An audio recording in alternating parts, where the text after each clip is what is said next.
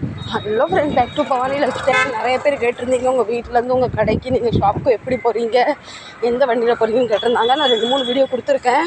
என் வீட்டுக்கும் ரயில்வே ஸ்டேஷனுக்கும் 10 நிமிஷம் வழி. இப்போ நான் வந்துட்டேன் ஸ்டேஷன் பக்கத்தில். வேகமாக நடந்தால் 10 நிமிஷம்லாம் வழி, ஆடி அசைஞ்சு நடந்தால் 15 நிமிஷம் ஆகும், 20 நிமிஷம் ஆகலாம். நான் வேகமாக நடக்கிறேன்.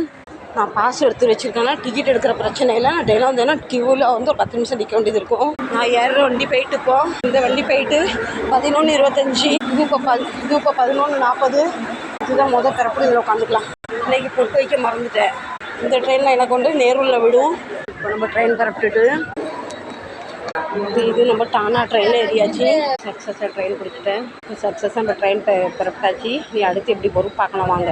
நீ அடுத்து என்ன பஸ்ஸு தான். அடுத்து பஸ் ஏறியாச்சு. நீ அடுத்தது பஸ்ஸா ஆட்டோவா தெரியல, வாங்கவே பார்க்கலாம். வெயில் மண்டையை புழக்குது.